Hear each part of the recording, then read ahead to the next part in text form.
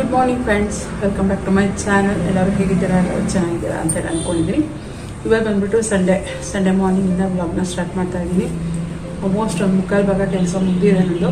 So ಇನ್ನು ಮನೆ ಹೊಸದೊಂದು ಬ್ಯಾಲೆನ್ಸ್ ಇದೆ, ಸ್ವಲ್ಪ ಕ್ಲೀನಿಂಗ್ ಮಾಡ್ತಾ ಇದ್ದೆ. ಇವತ್ತು ಸಂಡೇ ಅಲ್ವಾ, ಹಾಗಾಗಿ ನನ್ನ ಮಗ ಬಗ್ಲುಗುಟ್ಟೆಲೆ ಉಳ್ಕೊಂಡಿದ್ದಾನೆ. ಅವನೇನೇನೂ ಬಂದಿಲ್ಲ. ಸಾಟರ್ಡೆ ಬರ್ತಾನೆ, ಕೆಲಸ ಮುಗಿಸ್ಕೊಂಡು ಕರ್ಕೊಂಬರ್ತೀನಿ ಅಂತ ಹೇಳಿದರು, ಬಟ್ ಕರ್ಕೊಂಡು ಬಂದಿಲ್ಲ. ಇವತ್ತೇನೋ ಕುರುಬರಳ್ಳಿಗೆ ಹೋಗ್ತಾನಂತೆ, ಇನ್ನೂ ಕರ್ಕೊಂಡು ಬರ್ತೀನಿ ಅಂತ ಹೇಳಿದ್ರು. ಹಸ್ಬೆಂಡ್ ಬಂದ್ಬಿಟ್ಟು ಊರಿಗೆ ಹೋಗಿದ್ದಾರೆ. ಅಲ್ಲಿ ನಾವು ಮಾವಿನ ಹಣ್ಣೆಲ್ಲ ಕಿತ್ತಿಟ್ಟಿದ್ರಂತೆ, ಹೋಗಿ ತೊಗೊಂಡ್ಬರ್ತೀನಿ ಅಂತ ಹೇಳ್ಬಿಟ್ಟು ಊರಿಂದ ತೊಗೊಂಡು ಬಂದು ಕುರುಬರಳ್ಳಿಗೆ ಹೋಗಿ ಅಲ್ಲಿ ಮನೆ ಕೊಟ್ಬಿಟ್ಟು ಅಲ್ಲಿಂದ ಶಿಶಿನ ಕರ್ಕೊಂಡು ಬರ್ತೀನಿ ಅಂತ ಹೇಳಿದ್ದಾರೆ. ಸೊ ಅವ್ನು ಬರೋ ಅಷ್ಟರಲ್ಲಿ ಸ್ವಲ್ಪ ಮನೆಯೆಲ್ಲ ಕ್ಲೀನ್ ಮಾಡ್ಕೊಳ್ಳೋಣ. ಈ ನಡುವೆ ಸ್ವಲ್ಪ ಕುಚ್ಚು ಕಟ್ಟೋದು ಇದ್ದಿದ್ದರಿಂದ ತುಂಬ ಡೀಪಾಗಿ ಕ್ಲೀನ್ ಮಾಡೋಕ್ಕೆಲ್ಲ ಆಗಿರಲಿಲ್ಲ. ಹಾಗಾಗಿ ಮನೇನ ಫಸ್ಟು ಸ್ವಲ್ಪ ಡೀಪಾಗಿ ಕ್ಲೀನ್ ಮಾಡ್ಕೊಳ್ಳೋಣ, ಆಮೇಲೆ ಕಬೋರ್ಡ್ಗಳನ್ನೆಲ್ಲ ಕ್ಲೀನ್ ಮಾಡ್ಕೊಂಡ್ರೆ ಸರಿ ಹೋಗುತ್ತೆ ಅಂತ ಹೇಳ್ಬಿಟ್ಟು ಇವತ್ತು ಮನೇನ ಸ್ವಲ್ಪ ಡೀಪಾಗಿ ಕ್ಲೀನ್ ಮಾಡ್ತಾ ಇದ್ದೀನಿ. ಏನಂದರೆ ನಂದು ಇನ್ನೇನು ಇರೋದಿಲ್ಲ, ಕುಚ್ಚು ಮೆಟೀರಿಯಲ್ನೇ ನಾನು ಅರ್ಜೆಂಟಿಗೆ ಅಲ್ಲಿ ಇಲ್ಲಿ ಹಾಕ್ಬಿಟ್ಟಿರ್ತೀನಿ ಅಷ್ಟೇ. ಸೊ ಅದಕ್ಕೆಲ್ಲ ಇನ್ನೂ ಒಂದಷ್ಟು ಬಾಕ್ಸ್ಗಳೆಲ್ಲ ತರಬೇಕು ನಾನು, ಬಟ್ ನೋಡೋಣ ಯಾವಾಗ ತೊಗೊಂಡ್ಬರ್ತೀನಿ. ಒಂದಷ್ಟು ಆರ್ಗನೈಸ್ ಮಾಡಿದ್ದೀನಿ, ಒಂದಷ್ಟು ಹಾಗೇ ಇದೆ. ಈಗ ಕುಚ್ಚು ಕಟ್ಟಿ ಮಿಕ್ಕಿರೋ ಥ್ರೆಡ್ಗಳು ಇರುತ್ತಲ್ಲ, ಅದನ್ನು ಹಾಕೋಕ್ಕೆ ಒಂದು ದೊಡ್ಡ ಬಾಕ್ಸ್ ತರಬೇಕು ಅಂತೆಲ್ಲ ಅಂದ್ಕೊಂಡು ನೋಡೋಣ ಹೆಂಗಾಗುತ್ತೆ ಹಂಗೆ ಒಂದೊಂದೇ ಮಾಡ್ಕೊಳ್ತಾ ಇರ್ತೀನಿ ಅಷ್ಟೇ. ಅದ್ರ ಜೊತೆಗೆ ನಂದು ಒಂದು ಸ್ಯಾರಿಗೆ ಕುಚ್ಚು ಕಟ್ಟೋದಕ್ಕೆ ಇದು ಮಾಡ್ತಾ ಇದ್ದೀನಿ, ತೋರಿಸ್ತೀನಿ. ಅದು ಕೂಡ ಇನ್ನೂ ಬಂದಿದೆ ಅಂತ ಹೇಳ್ಬಿಟ್ಟು ಇವಾಗ ತೋರಿಸ್ತಿದ್ದೀನಿ. ಈಗ ಸ್ವಲ್ಪ ಫ್ರೀ ಇದ್ದೀನಲ್ವ, ಅದಕ್ಕೆ ಸಂಜೆ ಟೈಮ್ ಕೂತ್ಕೊಂಡಾಗ ಏನಾದ್ರು ಬೇರೆ ಥರ ಟ್ರೈ ಮಾಡ್ತಾ ಇರ್ತೀನಿ. ನೋಡ್ಬೋದು, ಈ ಥರ ಕಲರ್ ಕಾಂಬಿನೇಷನ್ ಇರುವಂಥ ಒಂದು ಸ್ಯಾರಿ ಇದೆ ನಂದು. ಸೊ ಇವಾಗ ಈ ರೀತಿ ಮಾಡಿಬಿಟ್ಟು ಇಲ್ಲಿ ಕುಚ್ಚು ಬರುತ್ತೆ. ಸೊ ಇಲ್ಲಿ ಕುಚ್ಚು ಬರುತ್ತೆ, ಹಾಗಾಗಿ ಈ ಥ್ರೆಡ್ ಹಾಗೆ ಇನ್ನೂ ಪೂರ್ತಿ ಫಿನಿಶ್ ಆಗಿಲ್ಲ. ಕುಚ್ಚು ಕಟ್ತೀನಲ್ವ, ಅದ್ರ ಜೊತೆಗೆ ಇದನ್ನು ಜಾಯಿನ್ ಮಾಡ್ಕೊಳ್ತೀನಿ. ಸೊ ಈ ರೀತಿ ಡಿಸೈನ್ ಮಾಡಿ ಇಟ್ಕೊಂಡಿದ್ದೀನಿ ಸ್ಯಾರಿಗೆ. ಅದು ಕುಚ್ಚು ಕಟ್ಟಿ ಎಲ್ಲ ಫಿಕ್ಸ್ ಮಾಡಿದ್ಮೇಲೆ ಸ್ಯಾರಿಗೆ ತೋರಿಸ್ತೀನಿ ಯಾವ ಥರ ಬರುತ್ತೆ ಅದು ಅಂತ ಹೇಳ್ಬಿಟ್ಟು. ಸೊ ಈ ರೀತಿ ಟ್ರೈ ಮಾಡ್ತಾ ಇದ್ದೆ.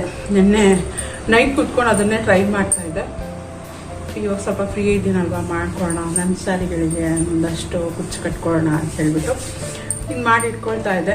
ಇನ್ನು ಬೆಳಗ್ಗೆ ಫಸ್ಟು ಇವತ್ತು ಸಂಡೇ ವಾರ ಆಗಿರೋದ್ರಿಂದ ಬೇಗ ಸ್ನಾನ ಮಾಡಿ ಪೂಜೆ ಮಾಡಬೇಕು. ನಾನು ಬೇಗ ಮನೆ ಕಸ ಗುಡಿಸ್ಬಿಟ್ಟು ಒರೆಸ್ಬಿಟ್ಟು ಇವತ್ತು ತಿಂಡಿಗೆ ನಾನು ಏನು ಮಾಡಿಲ್ಲ. ಆ್ಯಕ್ಚುಲಿ ಹೇಳಬೇಕು ಅಂದರೆ ಹಸ್ಬೆಂಡ್ ಬೆಳಗ್ಗೆ ಎದ್ದೊಳ್ತಿದ್ದಂಗೆ ಅವರು ಊರಿಗೆ ಹೊರಟ್ಬಿಟ್ಟು, ನಾನು ಒಬ್ಬಳೇ ಅಲ್ವಾ ಇರೋದು, ಏನು ಮಾಡ್ಕೊಳ್ಳಿ, ಕಾಫಿ ಮಾಡ್ಕೊಂಡು ಬ್ರೆಡ್ ಇತ್ತು ಅಂತ ಹೇಳ್ಬಿಟ್ಟು ಬ್ರೆಡ್ ತಿಂದೆ. ಈಗ ಎಲ್ಲ ಕೆಲಸ ಮುಗಿದ್ಮೇಲೆ ಮಧ್ಯಾಹ್ನಕ್ಕೆ ಏನಾದ್ರು ಅಡುಗೆ ಮಾಡಬೇಕು. ಮತ್ತು ನಾಳೆ ತಿಂಡಿಗೆ ಬಂದುಬಿಟ್ಟು ಇಡ್ಲಿಗೆ ಹಾಕ್ತಾಯಿದ್ದೀನಿ. ಸೊ ಇಡ್ಲಿಗೆ ನೆನೆ ಹಾಕ್ಕೊಂಡಿದ್ದೀನಿ. ನಾನು ಹಾಕ್ಕೊಳ್ಳೋದು ಬಂದು ಅಕ್ಕಿ ಉದ್ದಿನ ಬೇಳೆ ಒಟ್ಟಿಗೆ ಹಾಕಿ ನೆನೆಸಿಟ್ಕೊತೀನಿ. ಜೊತೆಗೆ ಅವಲಕ್ಕಿ ಮತ್ತು ಸಬ್ಬಕ್ಕಿನ ನಾನು ಸಪ್ರೇಟಾಗಿ ನೆನೆಸಿಟ್ಕೊತೀನಿ. ಅಕ್ಕಿಗೆ ನೆನೆ ಆಗ್ತಾ ಇದೆ. ಹಾಗೆ ಬ್ಲಾಗ್ನ ಕೂಡ ಸ್ಟಾರ್ಟ್ ಮಾಡೋಣ ಅಂಥೇಳಿ ಸ್ಟಾರ್ಟ್ ಮಾಡಿದ್ದೀನಿ. ಇದು ಇಷ್ಟ ಆದರೆ ಪ್ಲೀಸ್ ಲೈಕ್, ಕಮೆಂಟ್, ಶೇರ್ ಮಾಡೋದನ್ನ ಮರಿಬೇಡಿ. ಚಾನಲ್ಗೆ ಹೊಸಬ್ರಾದ್ರೆ ಇನ್ನೂ ಕೂಡ ನನ್ನ ಚಾನಲ್ನ ಸಬ್ಸ್ಕ್ರೈಬ್ ಮಾಡ್ಕೊಳ್ಳಿ ನೋಡ್ತಾ ಇದ್ರೆ ಪ್ಲೀಸ್ ನನ್ನ ಚಾನಲ್ನ ಸಬ್ಸ್ಕ್ರೈಬ್ ಮಾಡ್ಕೊಂಡು ನನಗೆ ಸಪೋರ್ಟ್ ಮಾಡಿ. ಲಾಸ್ಟ್ ಟೈಮ್ ಒಂದು ಕುಚ್ಚು ಕಟ್ಟಿದೆ, ತುಂಬಾ ಗ್ರ್ಯಾಂಡಾಗಿ ಬಂದಿದೆ ಅಂತ ಅದನ್ನು ವಿಡಿಯೋ ಮಾಡ್ಕೊಳ್ಳೋಣ. ಇವತ್ತು ನನ್ನ ಫ್ರೆಂಡದು ಒಂದು ಸ್ಯಾರಿ ಇದೆ, ಅದೇ ಥರ ಸೇಮ್ ಡಿಸೈನ್ ಹೇಳಿದ್ದಾಳೆ. ಸೊ ಹೇಗೂ ಮಾಡ್ತೀನಲ್ವ, ಹಾಗೆ ವಿಡಿಯೋ ಕೂಡ ಮಾಡ್ಕೊಳ್ಳೋಣ ಅಂದ್ಕೊಂಡಿದ್ದೀನಿ. ನೋಡೋಣ ಹೆಂಗಾಗುತ್ತೆ. ಹಾಗೆ ಬೇಗ ಈಗ ನನ್ನ ಮಗ ಇದ್ದಿದ್ರು ಒಂದಿಷ್ಟು ಹೆಲ್ಪ್ ಮಾಡಿಕೊಡ್ತಾ ಇದ್ದ, ಬಟ್ ಏನು ಮಾಡೋದು, ಅವನು ಅಲ್ಲಿದ್ದಾನೆ. ಹೋಗಲಿ, ಇನ್ನು ಮಂಡೆಯಿಂದ ಸ್ಕೂಲ್ ಸ್ಟಾರ್ಟ್ ಆಗುತ್ತೆ, ನಾಳೆಯಿಂದನೇ ಸ್ಕೂಲ್ ಸ್ಟಾರ್ಟು. ಸೊ ಹಂಗಾಗಿ ಇನ್ನು ಲಂಚ್ ಬಾಕ್ಸ್ ಇಷ್ಟು ಅಂದರೆ ವೆಡ್ನಸ್ಡೇಯಿಂದನೇ ಸ್ಟಾರ್ಟ್ ಆಗಿತ್ತು ಅವ್ನಿಗೆ. ಆ್ಯಕ್ಚುಲಿ ವೆಡ್ನಸ್ಡೇ ಥರ್ಸ್ಡೇ 2 ದಿನ ಹೋದ, ಸಾಟರ್ಡೆ ಸಂಡೇ 2 ದಿನ ರಜಾ ಹಾಕಿದ್ದಾನೆ, ಗೃಹ ಪ್ರವೇಶ ಅಂತೇಳಿ.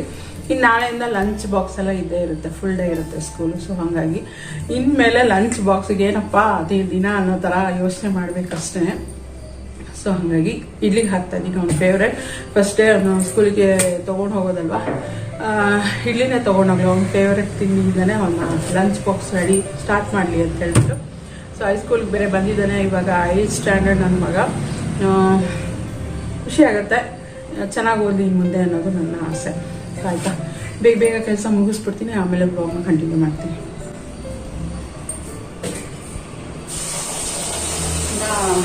ಬಟ್ಟೆ ವಾಶಿಗೆ ಕೂಡ ಹಾಕಬೇಕು, ಎಲ್ಲ ಬಟ್ಟೆಗಳೆಲ್ಲ ಹಾಕೊಂಡಿದ್ದೀವಿ. ಸೊ ಬೇಗ ಬಟ್ಟೆ ವಾಶ್ಗೆ ಹಾಕ್ಬಿಟ್ಟು ಎಲ್ಲ ಬಿಟ್ಟು ಮನೆ ಎಲ್ಲ ಒರೆಸ್ಬಿಟ್ಟು ಆಮೇಲೆ ದೇವ್ರ ಪೂಜೆ ಮಾಡ್ತೀನಿ. ಅಡುಗೆ ಮನೆ ಕೌಂಟರೆಲ್ಲ ಕ್ಲೀನ್ ಮಾಡ್ಕೊಂಡೆ. ಫಸ್ಟ್ ಏನು ಗೊತ್ತಾ, ಅಡುಗೆ ಮನೆ ಕೌಂಟರ್ ಒಂದು ಕ್ಲೀನ್ ಆಗಿಬಿಟ್ಟು ಅಂದರೆ ಎಲ್ಲ ಕೆಲಸ ಮುಗ್ದಂಗೆ ಆಲ್ಮೋಸ್ಟ್ ಅದು. ಗೀತಕ್ಕ ಮನೆಯಿಂದ ಹಲಸಿನ ಹಣ್ಣು ಕೂಡ ತೊಗೊಂಡು ಬಂದಿದ್ದಾರೆ. ಮೊನ್ನೆ ಒಂದು ಕಟ್ ಮಾಡಿದ್ರು. ಗೀತಕ್ಕ ಮನೆಯಿಂದ ಹಲಸಿನ ಹಣ್ಣು ಕೂಡ ತೊಗೊಂಡ್ಬಂದಿದ್ದಾರೆ. ಮೊನ್ನೆ ಒಂದು ಕಟ್ ಮಾಡಿದ್ರು, ಬಟ್ ಅದು ಬರೀ ಎಣಿಸ್ಕೊಂಡಂಗೆ ಒಂದು 10 ತೊಳೆ ಏನೋ ಇತ್ತು ಅಷ್ಟೇ. ಬಟ್ ಸ್ವೀಟ್ ಆಗಿತ್ತು, ಟೇಸ್ಟಿ ಆಗಿತ್ತು, ಸ್ವೀಟ್ ಆಗಿತ್ತು. ಇನ್ನೊಂದಿದೆ ನೋಡ, ಕಟ್ ಮಾಡಿದಾಗ ಯಾವ ರೀತಿ ಅದರಲ್ಲಿ ಎಷ್ಟಿದೆ ಅಂತ ಹೇಳ್ಬಿಟ್ಟು ನೋಡಬೇಕು. ಅದೇ ಹಣ್ಣು ದೊಡ್ಡ ಹಣ್ಣು ನೋಡಿದ್ರೆ ಅದರಲ್ಲಿ ಎಣ್ಸ್ಕೊಂಡಂಗೆ 10 ತೊಳೆ ಇತ್ತು. ನೋಡೋಣ ಇನ್ನೊಂದು ಇದೆಯಲ್ವ ಅದು ಕಟ್ ಮಾಡ್ಬಿಟ್ಟು ನೋಡ್ತಾರೆ. ಮತ್ತೆ ಇನ್ನೊಂದು ಇವಾಗ ಹಣ್ಣು ಬೇರೆ, ಮಾವಿನ ಹಣ್ಣು ಬೇರೆ ಊರಿಂದ ತೊಗೊಂಡ್ಬರ್ತಾರೆ. ಯಾವ ಥರ ಮಾವಿನ ಹಣ್ಣು ತೊಗೊಂಡ್ಬರ್ತಾರೆ ಅಂತ ನೋಡ್ತೀನಿ ನಾನು. ಆ್ಯಕ್ಚುಲಿ ನಾವು ಅಂದ್ಕೊಳ್ತೀವಿ ಬೇಗ ಕೆಲಸ ಮುಗಿಸಿ ಒಂದಷ್ಟು ರೆಸ್ಟ್ ಮಾಡಿಬಿಡ್ಬೋದು ಹಂಗೆ ಹಿಂಗೆ ಅಂತ. ಬಟ್ ಬ್ಯಾಕ್ ಟು ಬ್ಯಾಕ್ ಆ ಕೆಲಸ ಈ ಕೆಲಸ ಅಂತ ನೆನಪಾಗ್ತಾನೇ ಇರುತ್ತೆ. ಸೊ ಇದಿಷ್ಟು ಮಾಡೋ ಅಷ್ಟರಲ್ಲಿ ಆ ದಿನವೇ ಕಳೆದೋಗಿರುತ್ತೆ. ಏನು ಮಾಡೋಕ್ಕಾಗಲ್ಲ. ನನಗೊಬ್ಳಿಗೆ ಆ ಥರನ, ಎಲ್ಲರಿಗೂ ಆ ಥರ ಅನಿಸುತ್ತೆ. ಅವ್ರಿಗೆ ಸಮ್ಟೈಮ್ಸ್ ಹೆಂಗೆ ಗೊತ್ತಾ, ಎಲ್ಲ ಯಾವ ಕೆಲಸ ಹೆಂಗಾದರೂ ಇಲ್ಲಿ ಆ ಥರ ಬಿಟ್ಬಿಟ್ಟು ಹೋಗಿ ಮಲ್ಕೊಂಬೋಣ ಆ ಥರ ಅನಿಸ್ತಾ ಇರುತ್ತೆ. ಬಟ್ ಆಗೋದು ಇಲ್ಲ. ಎಲ್ಲ ಕೆಲಸ ಮುಗಿಸಿ ಬಟ್ಟೆ ವಾಶ್ಗೆ ಹಾಕ್ಬಿಟ್ಟು ಫ್ರೆಶ್ ಅಪ್ ಆಗೋಣ ಅಂಥೇಳ್ಬಿಟ್ಟು ಬಟ್ಟೆ ವಾಶ್ಗೆ ಹಾಕೋಕ್ಕೂ ಮೊದಲು ಎಲ್ಲ ಚೆಕ್ ಮಾಡ್ತಾಯಿದ್ದೆ. ಸೊ ನಾನು ಇನ್ನೇನು ದುಡ್ಡು ಸಿಕ್ಕಿಲ್ಲ ನನಗೆ. ಅವ್ರದ್ದು ಏನು ಕೆಲವೊಂದು ಪೇಪರ್ಗಳು ಸಿಕ್ತು ಅಷ್ಟೇ. ಅದನ್ನೆಲ್ಲ ಎತ್ತಿಟ್ಬಿಟ್ಟು ಬೇಗ ಬಟ್ಟೆ ವಾಶ್ಗೆ ಹಾಕಿ, ಮತ್ತು ಸ್ವಲ್ಪ ಹೂವು ಕಟ್ಟೋದು ಬೇರೆ ಇತ್ತು. ಹೂವು ಎಲ್ಲ ಕಟ್ಟಿ ಆಮೇಲೆ ಫ್ರೆಶ್ ಅಪ್ ಆಗಿ ದೇವ್ರ ಪೂಜೆ ಮಾಡೋ ಅಷ್ಟರಲ್ಲಿ ಸಿಕ್ಕಾಬಿಟ್ಟೆ ಟಯರ್ಡ್ ಆಗಿಬಿಡ್ತು ನನಗೆ. ಸೊ ಮಲ್ಕೊಂಬಿಡೋಣಪ್ಪ, ಇನ್ನೇನು ಬೇಡ ಅಂದ್ಬಿಟ್ಟು ನಾನು ಅಡುಗೆ ಕೂಡ ಮಾಡಲಿಲ್ಲ, ಹಾಗೆ ಮಲ್ಕೊಂಬಿಟ್ಟೆ. ಸೊ ತಿಂಡಿನೂ ತಿಂದಿರಲಿಲ್ಲ, ನಾನು ಅಡುಗೆನೂ ಮಾಡಿರಲಿಲ್ಲ. ಮಧ್ಯಾಹ್ನ ಮಲಗಿದ್ದಕ್ಕೆ ಊಟ ಕೂಡ ಮಾಡಿರಲಿಲ್ಲ. ಸಂಜೆ ಎದ್ದಿದ ತಕ್ಷಣ ಹೊಟ್ಟೆ ಸಿಕ್ಕಾಬಿಟ್ಟೆ ಹಶ್ವಾಗ್ತಾಯಿತ್ತು.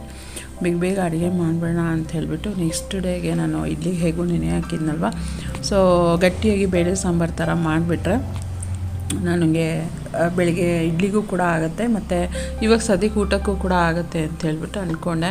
ಹಸ್ಬೆಂಡು ಒಂದು 5 o'clock ಆಗಿತ್ತು ಅಂತ ಅಂದ್ಕೊಳ್ತೀನಿ. ಅವ್ರು ಇನ್ನೂ ಬಂದಿರಲಿಲ್ಲ, ಅಲ್ಲಿಂದ ಹೊರಟೇ ಇರಲಿಲ್ಲ. ಅವ್ರು ಬರೋದು ಲೇಟ್ ಆಗುತ್ತೆ, ಮತ್ತು ಅಲ್ಲಿಂದನೇ ಊಟ ಮಾಡ್ಕೊಂಡು ಬರ್ತೀನಿ ಅಂದ್ರಲ್ವ ಅಂತ ಹೇಳ್ಬಿಟ್ಟು ನಾನು ಹೋಗಿ ಮಲ್ಕೊಂಡ್ಬಿಟ್ಟಿದ್ದೆ.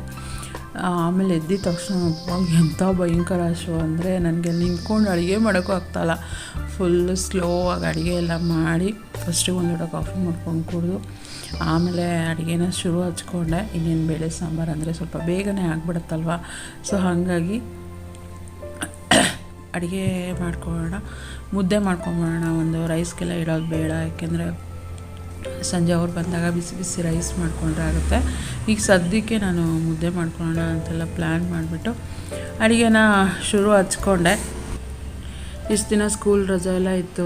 ಯಾವುದೇ ರೀತಿ ಬ್ರೇಕ್ಫಾಸ್ಟ್ ಅಂದರೆ ಬೇಗ ಎದ್ದು ಬ್ರೇಕ್ಫಾಸ್ಟ್ ಪ್ರಿಪೇರ್ ಮಾಡೋದು, ಲಂಚ್ ಬಾಕ್ಸ್ ಪ್ರಿಪೇರ್ ಮಾಡೋದು ಅದೆಲ್ಲ ಇರಲಿಲ್ಲ. ಏನಂದರೆ ಹಸ್ಬೆಂಡು ಕೆಲ್ಸಕ್ಕೆ ಹೋಗೋ ಅಷ್ಟರಲ್ಲೇ ತಿಂಡಿ ಮಾಡ್ಕೊಂಡಿದ್ರೆ ಆಗಿರೋದು. ಸೊ ಹಿಂಗೋ ಆರಾಮಾಗಿದ್ದೆ. 2 months ಹೇಗೆ ಹೋಯಿತು ಅಂತಲೇ ಗೊತ್ತಿಲ್ಲ. ಸೊ ಇನ್ಮೇಲೆ ಸ್ಕೂಲ್ ಸ್ಟಾರ್ಟ್ ಆಗುತ್ತೆ ಅಂದರೆ ಪ್ರತಿದಿನ ಏನು ತಿಂಡಿ ಮಾಡೋದು, ಏನು ಲಂಚ್ ಬಾಕ್ಸ್ ರೆಡಿ ಮಾಡೋದು ಇದೇ ಇರುತ್ತೆ, ತಲೆಯಲ್ಲಿ ಓಡ್ತಾ ಇರುತ್ತೆ. ಅದೆಲ್ಲದಕ್ಕಿಂತ ಹೆಚ್ಚಾಗಿ ಈಗ ಅವ್ನು ಹೈಸ್ಕೂಲಿಗೆ ಬಂದಿರೋದ್ರಿಂದ ಸ್ವಲ್ಪ ಓದೋದು ಕೂಡ ಜಾಸ್ತಿ ಇರುತ್ತಲ್ವ. ಹೆಂಗೆ ಓದಿಸ್ತೀನಪ್ಪ, ಹೆಂಗೆ ಮಾಡ್ತೀನಪ್ಪ, ಅವ್ನು ಹೆಂಗೆ ಓದ್ತಾನೆ, ಅದೇ ಒಂದು ತಲೆಯಲ್ಲಿ ಓಡ್ತಾ ಇತ್ತು. ಇನ್ನು ಸ್ಕೂಲ್ ಅಡ್ಮಿಷನ್ ಮಾಡೋದು ಕೂಡ ಇತ್ತು. ನಾನು ಇನ್ನೂ ಹೋಗಿ ಅಡ್ಮಿಷನ್ ಕೂಡ ಮಾಡಿರಲಿಲ್ಲ ಅವನಿಗೆ. ಸೊ ಅಡ್ಮಿಷನ್ ಮಾಡಿದಾಗ ಅವ್ರು ಏನು ಬುಕ್ಸ್ ಕೊಡ್ತಾರಲ್ಲ ಅದು ನೋಡೋಕೆ ಒಂಥರ ಚೆಂದ. ಬಟ್ ಅದನ್ನೆಲ್ಲ ಹೆಂಗೆ ಓದ್ತಾರೆ ಮಕ್ಳುಗಳು, ಖುಷಿ ಪಡ್ತಾರೆ ಆ ಬುಕ್ಸ್ನ ನೋಡಿದಾಗ. ನಾವು ಅಷ್ಟೇ, ನಾವು ಚಿಕ್ಕವರಿದ್ದಾಗೆ ಹೊಸ ಬುಕ್ ಕೊಟ್ಟರು ಅಂದರೆ ಖುಷಿ. ಬಟ್ ಅದಾದಮೇಲೆ ಓದುವಾಗಲೇ ಓದಬೇಕಲ್ಲಪ್ಪ ಆ ಥರ ಅನ್ನಿಸ್ತಾಯಿತ್ತು. ಇವಾಗ ಆ ಬುಕ್ಸ್ ನೋಡಿದ್ರೆ ನನಗೆ ಖುಷಿ ಆಗೋಲ್ಲ. ಇದನ್ನೆಲ್ಲ ಹೆಂಗಪ್ಪ ಓದ್ತಾನೆ ನನ್ನ ಮಗ ಆ ಥರ ಫೀಲ್ ಆಗ್ತಾ ಇರುತ್ತೆ. ಏನು ಮಾಡೋಕ್ಕಾಗಲ್ಲ, ಅದು ಅವ್ರ ತಕ್ಕನಾಗ ಅವರು ಅದಕ್ಕೆ ಸೆಟ್ ಆಗಿಬಿಡ್ತಾರೆ. ಸೊ ಅದನ್ನೇ ಎಲ್ಲ ತಲೆಯಲ್ಲಿ ಓಡ್ತಾ ಇತ್ತು ಮೈಂಡು. ಇನ್ನು ನಾಳೆಯಿಂದ ಪ್ರತಿದಿನ ತಿಂಡಿ, ಲಂಚ್ ಬಾಕ್ಸು, ಮತ್ತು ಅವ್ನಿಗೆ ಓದಿಸು, ಮತ್ತು ರೆಗ್ಯುಲರ್ ರೊಟೀನಿಗೆ ನಾವು ಬರಲೇಬೇಕು. ಹಾಗಾಗಿ ಅದನ್ನೇ ಯೋಚನೆ ಮಾಡ್ಕೊಂಡು ಥಿಂಕ್ ಮಾಡ್ಕೊಂಡು ಜೊತೆಗೆ ಹೊಟ್ಟೆ ಬೇರೆ ಹಶ್ವಾಗ್ತಾಯಿತ್ತು. ಸೊ ಅಲ್ಲಿಂದ ಬರುವಾಗ ಒಂದಷ್ಟು ಸ್ವೀಟ್ಸ್ ತೊಗೊಂಬಂದಿದ್ವಿ ಗೃಹ ಪ್ರವೇಶದಿಂದ. ಅದನ್ನು ಕೂಡ ತಿಂದೆ. ಸ್ವೀಟ್ ತಿಂದರೆ ತಕ್ಷಣಕ್ಕೆ ಅವಾಗ ಒಂದು ಸ್ವಲ್ಪ ಸುಸ್ತು ಕಮ್ಮಿ ಆಗುತ್ತಲ್ವ. ಸೊ ಹಾಗಾಗಿ ಸ್ವೀಟ್ ತಿಂದ್ಬಿಟ್ಟು ನಿಧಾನಕ್ಕೆ ಅಡುಗೆನ ಮಾಡ್ತಾಯಿದ್ದೆ. ಸೊ ಬೇಳೆ ಸಾಂಬಾರು ಮಾಡೋದಕ್ಕೆ ನಾನೇನಿಲ್ಲ, ಸೊ ತೊಗರಿ ಬೇಳೆ ಮತ್ತು ಸ್ವಲ್ಪ ಈರುಳ್ಳಿ ಹಾಕ್ಕೊಳ್ತೀನಿ. ಈರುಳ್ಳಿ ಹಾಕಿ ಉಪ್ಪು ಹಾಕಿ ನೀರು ಹಾಕ್ಬಿಟ್ಟು ಕುಕ್ಕರಲ್ಲಿ ಕೂಗಿಸ್ಕೊಳ್ತೀನಲ್ವ. ಬೆಳ್ಳುಳ್ಳಿ ಕೂಡ ಹಾಕ್ಕೊಳ್ತೀನಿ ಇದಕ್ಕೆ. ಬರೀ ಬೇಳೆ ಸಾಂಬಾರು ಮಾಡಿದಾಗ ಮಾತ್ರ ನಾನು ಬೆಳ್ಳುಳ್ಳಿ ಹಾಕೋವಂಥದ್ದು. ಬೇರೆ ತರಕಾರಿ ಎಲ್ಲ ಹಾಕಿ ಮಾಡಿದ್ರೆ ಬೆಳ್ಳುಳ್ಳಿ ಎಲ್ಲ ಹಾಕೋದಿಲ್ಲ. ಸೊ ಈ ಥರ ಬೆಳ್ಳುಳ್ಳಿ, ಈರುಳ್ಳಿ ಮತ್ತು ಒಂಚೂರು ಉಪ್ಪು, ತೊಗರಿಬೇಳೆ ಮತ್ತು ಸ್ವಲ್ಪ ಎಣ್ಣೆ, ಅರಿಶಿನ ಹಾಕಿಬಿಟ್ಟು ಕುಕ್ಕರ್ನ ಕೂಗಿಸ್ಕೊಳ್ತೀನಿ. ಅದಾದಮೇಲೆ ಟೊಮೊಟೊ ಮತ್ತು ಸಾಂಬಾರು ಪುಡಿ ಏನಿದೆ ಅದನ್ನು ರುಬ್ಬಿಟ್ಕೊಂಡು ಮಸಾಲೆ ಕೂಡ ರೆಡಿ ಮಾಡ್ಕೊಳ್ತೀನಿ. ಕುಕ್ಕರ್ ಕೂಗೋಷ್ಟರಲ್ಲಿ ರುಬ್ಬಿ ಕೂಡ ಹಾಕ್ಬೋದು, ಹಾಗೆ ಹೆಚ್ಚಾಕಿ ಕೂಡ ಮಾಡ್ಬೋದು. ಬಟ್ ನಾನು ಮೊದಲೇ ಹೇಳಿದಾಗೆ ನಮ್ಮ ಮನೆಯಲ್ಲಿ ಟೊಮೊಟೊ ಹೆಚ್ಚು ಹಾಕಿದ್ರೆ ತಿನ್ನೋದೇ ಇಲ್ಲ, ಎಲ್ಲ ಪ್ಲೇಟಿಂದ ಸೈಡಿಗೆ ಇಡ್ತಾರೆ. ಸೊ ಹಾಗಾಗಿ ರುಬ್ಬಿಟ್ಟು ಹಾಕ್ಬಿಡ್ತೀನಿ ನಾನು ಎಲ್ಲನೂ. ಈ ಥರ ಮಾಡಿಬಿಟ್ಟು ಲಾಸ್ಟಿಗೆ ಒಗ್ಗರಣೆ ಕೊಟ್ಕೊಳ್ಳೋವಂಥದ್ದು ಅಷ್ಟೇ. ನನ್ನ ಮಗ ಬಂದ್ಬಿಟ್ಟು ಹೇಳ್ತಾ ಇದ್ದ ಸಾಂಬಾರು ನೋಡಿಬಿಟ್ಟು, ಮಮ್ಮಿ ಅಲ್ಲಿ ಭಟ್ರು ಮಾಡಿದ್ರಲ್ಲ ಅದು ಸಾಂಬಾರು ಎಷ್ಟು ಕಲರ್ ಇತ್ತು ಮಮ್ಮಿ, ಆದರೆ ಮನೇಲಿ ಮಾಡೋದು ಈಗ ಸಾಂಬಾರು ಯಾಕೆ ಕಲರ್ ಬರೋದಿಲ್ಲ ಅಂತ ಕೇಳ್ತಾ ಇದ್ದ. ನಂಗೆ ಗೊತ್ತಿಲ್ಲ ಕಣೋ ಅವ್ರು ಏನು ಇದು ಮಾಡ್ತಾರೆ ಏನು ಅವೆಲ್ಲ ನಂಗೆ ಗೊತ್ತಿಲ್ಲ. ಬಟ್ ಅವರೇನಂದರೆ ಈಗ ನಾವು ಮಾಮೂಲಿ ಮೆಣಸಿನ್ಕಾಯಿ ಏನಾಗ್ತೀವಲ್ವ ಅವ್ರು ಸ್ವಲ್ಪ ಕಲರ್ ಜಾಸ್ತಿ ಬರಲಿ ಅಂತ ಆ ಥರ ಮೆಣಸಿನ್ಕಾಯಿ ಕೂಡ ಹಾಕ್ಬೋದು ಅನಿಸುತ್ತೆ. ಸೊ ಹಾಗಾಗಿ ಅವ್ರು ಮಾಡೋವಂಥ ಸಾಂಬಾರು ಕಲರ್ ಬರುತ್ತೆ. ಬಟ್ ನಾವು ಮಾಡೋದು ಮನೆಯಲ್ಲಿ ಮಾಡೋದು ಆ ಥರ ಸಾಂಬಾರು ಕಲರ್ ಬರೋದಿಲ್ಲ. ಜೊತೆಗೆ ಅವರು ಒಗ್ಗರಣೆಗೆ ಸ್ವಲ್ಪ ಹಿಂಗು ಕೂಡ ಯೂಸ್ ಮಾಡ್ತಾರೆ. ಬಟ್ ನಮ್ಮ ಮನೆಯಲ್ಲಿ ಹಿಂಗೆ ಹಾಕಿದ್ರೆ ಯಾರೂ ತಿನ್ನೋದೇ ಇಲ್ಲ. ಸೊ ಹಾಗಾಗಿ ನಾನು ಜಾಸ್ತಿ ಹಿಂಗನ್ನು ಯೂಸ್ ಮಾಡಲ್ಲ. ಹಿಂಗೆ ಯೂಸ್ ಮಾಡೋದೇ ನಾವು ಬಿಸಿಬೇಳೆ ಬಾತ್ ಮಾಡಿದಾಗ ಅಷ್ಟೇ ಸ್ವಲ್ಪ ಹಿಂಗನ್ನು ಯೂಸ್ ಮಾಡ್ತೀನಿ ನಾನು. ಅದು ಒಂಥರ ಟೇಸ್ಟ್ ಕೊಡುತ್ತೆ ಅಂತ ಹೇಳ್ಬಿಟ್ಟು. ಅದು ಬಿಟ್ಟರೆ ಇನ್ನು ನಾರ್ಮಲಾಗಿ ಮಾಡೋವಂಥದ್ದು ಸಾಂಬಾರು.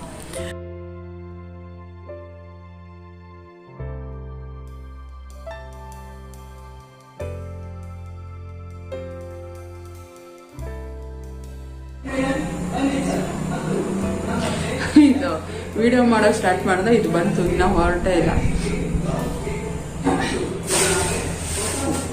ನೆನ್ನೆ ಕೇಕ್ ತೊಗೊಬಂದಿದ್ರು ನಮ್ಮ ಮನೆಯವರು. ಅದೊಂಥರ ಪೈನಾಪಲ್ ಕೇಕ್, ನನಗೇನು ಅಷ್ಟೊಂದು ಟೇಸ್ಟ್ ಆ ಥರ ಅನಿಸಿಲ್ಲ. ಸೊ ಹಾಗಾಗಿ ನಾನು ಹೊರಗಿಟ್ಟಿದ್ದೀನಿ.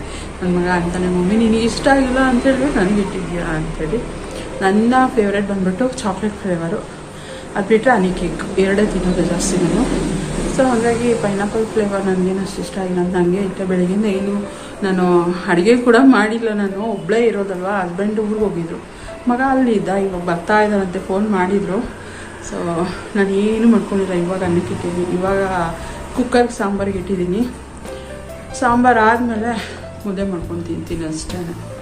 ಎಲ್ಲ ಕೆಲಸ ಮುಗಿಸಿ ಫ್ರೆಶ್ ಅಪ್ ಆಗಿಬಿಟ್ಟು ಸ್ವಲ್ಪ ಹೊತ್ತು ರೆಸ್ಟ್ ಮಾಡೋಣ ಅಂತ ಮಲಗಿಬಿಟ್ಟಿದ್ದೆ ನಾನು. ಎದ್ಬಿಟ್ಟು ಸಾಂಬಾರಿಗೆಲ್ಲ ಇರ್ತದೆ ಅಷ್ಟೊಂದು ಫೋನ್ ಮಾಡಿದ್ರು. ಸಾಂಬಾರಿಗೆ ಇಡೋಕ್ಕೆ ಮುಂಚೆನೇ ಫೋನ್ ಮಾಡಿದ್ರು, ಮಾಡಿಬಿಟ್ಟು ಹಿಂಗೆ ಬರ್ತಾಯಿದ್ದೀವಿ ಅಂಥೇಳಿ. ಸರಿ ಬನ್ನಿ ಅಂತ ಹೇಳ್ಬಿಟ್ಟು ನಾನು ವೆಯ್ಟ್ ಮಾಡ್ತಾಯಿದ್ದೀನಿ, ಅವ್ರಿಗೋಸ್ಕರ ಬರ್ತಾರೆ.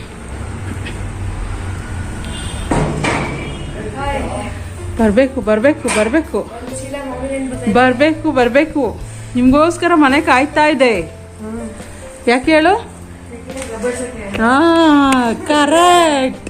ಎಷ್ಟು ನೀಟಾಗಿದ್ದೀನಿ, ಯಾರು ಇಲ್ವಲ್ಲ ನನ್ನ ಹಾಳು ಮಾಡೋಕ್ಕೆ ಅಂತ. ಈಗ ನೀವು ಬಂದಿದ್ಯಲ್ಲ,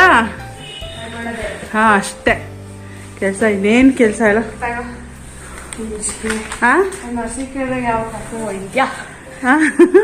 ಈಗೆಲ್ಲ ಕಡೆ ಸುತ್ತಾಡಿದ್ದಾಯ್ತು, ಈಗ ಅರಸೀಕೆರೆ ಕಡೆ ಸುತ್ತಾಡ್ಬೇಕು.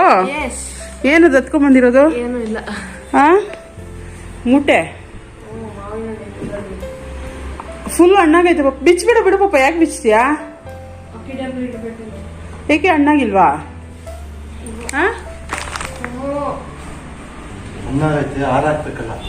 ಏನಕ್ಕೆ ಹಾರ ಹಾಕ್ತೀರಾ? ಹಂಗೆ ಆ ಮೂಟೆ ಮೇಲೆ ಹಾರ ಹಾಕಿ. ಹೌದಾ? ನೀನು ಅಲ್ಲೇ ಆ ಟಬ್ಬಲ್ಲೇ ಕುತ್ಕೊಂಡ್ಬಿಡ್ಬೇಕಾಗಿತ್ತು. ಇನ್ನೂ ಒಂದು ವಾರ ರಜಾ ಹಾಕ್ಬೋದಾಗಿತ್ತಲ್ಲ. ಇನ್ನೂ ಒಂದು ವಾರ ರಜಾ ಹಾಕ್ಬೋದಿತ್ತು, ಟಬ್ಬಲ್ಲೇ ಕುತ್ಕೋಬೇಕಿತ್ತು.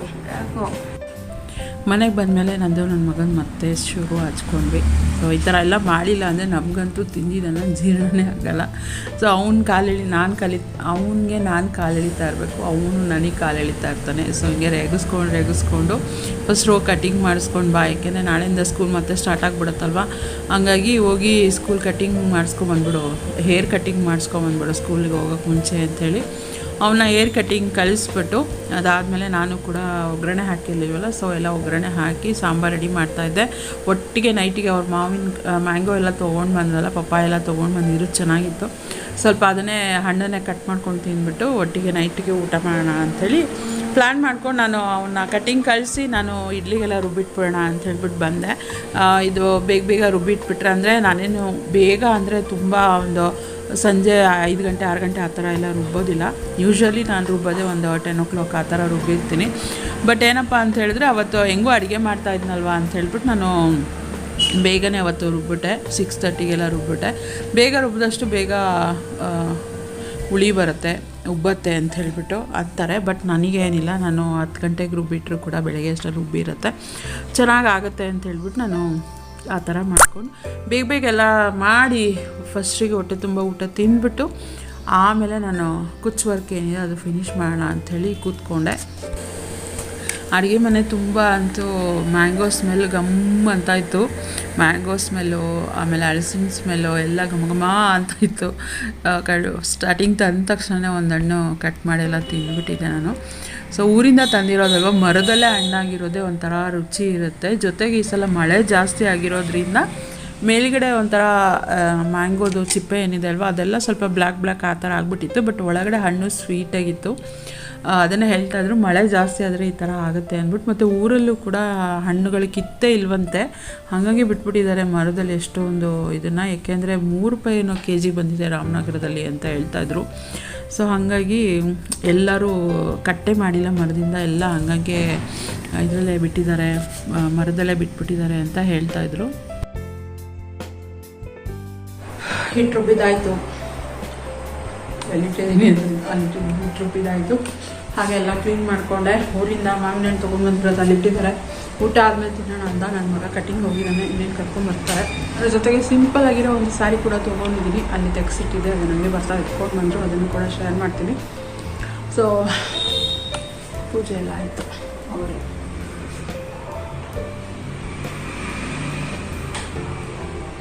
ಈಗೆಲ್ಲ ಕೆಲಸ ಮುಗೀತು. ಕೂತ್ಕೊಂಡು ನನ್ನ ವರ್ಕ್ ಏನಿದೆ ಅದನ್ನು ಕಂಟಿನ್ಯೂ ಮಾಡ್ತೀನಿ. ಕಂಪ್ಲೀಟ್ ಮಾಡಿಬಿಟ್ಟು ಇವತ್ತು ಅದನ್ನು ಕಟ್ಟೋಣ ಅಂತ ಹೇಳ್ಬಿಟ್ಟು, ಸೊ ಪೂರ್ತಿ ಕಟ್ಟೋದ್ಮೇಲೆ ನಾನು ತೋರಿಸ್ತೀನಿ. ಬಂದ ಅನ್ಸುತ್ತೆ ಕಟ್ಟಿಂಗ್ ಮಾಡ್ಕೊಂಡು